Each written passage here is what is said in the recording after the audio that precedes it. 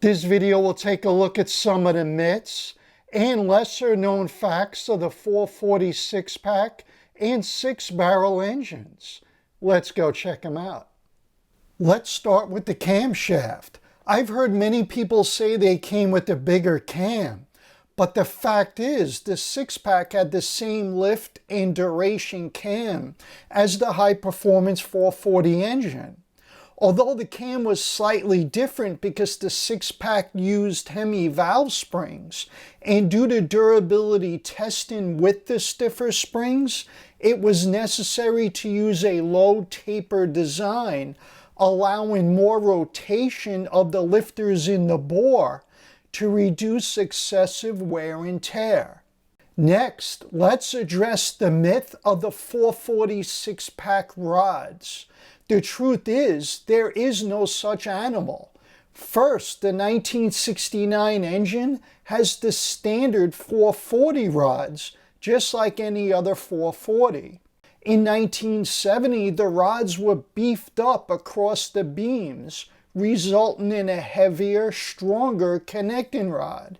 These rods are what people call six-pack rods, but they were also installed in the 1970 and later 440 high-performance engines.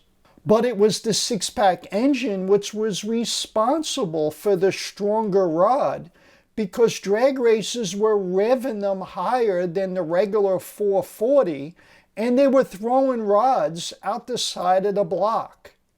But they are not unique to the six-pack and six-barrel engines. Let's move on to the power numbers. The 490 foot-pounds of torque equaled the 426 Hemi engine, but the peak torque was at a lower RPM, 3200, which made it a killer engine on the street and tough to take it off the line, even for the Hemi. It was that torque and 390 rated horsepower which was able to catapult a 69 Roadrunner driven by Ronnie Sachs to a quarter-mile time of 13.09 at 110.7 miles per hour, which was faster than any street Hemi road test back in the day. After Ronnie Sachs removed the air cleaner and adjusted the outboard carbs to open sooner, the six-barrel ran 1291 at 111.8 miles per hour with factory tires and mufflers. The next fact is 1971 being the last year of the high horsepower and high compression engines. Or was it?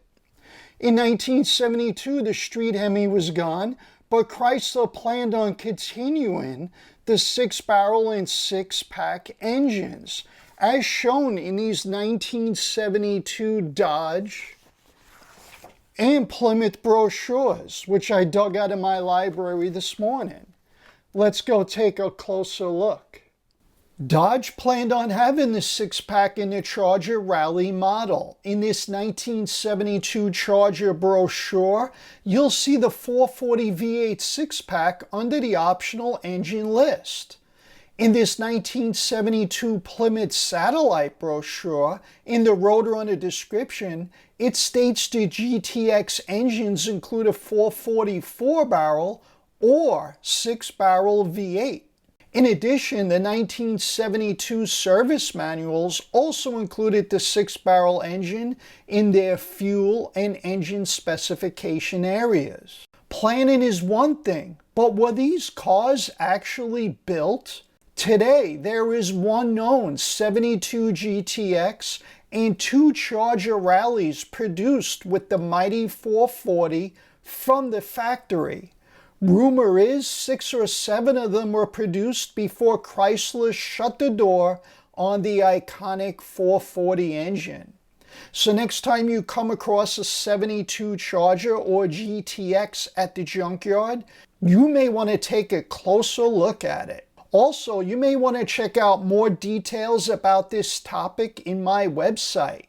The link to that article is down below, and I'll see you in the next one.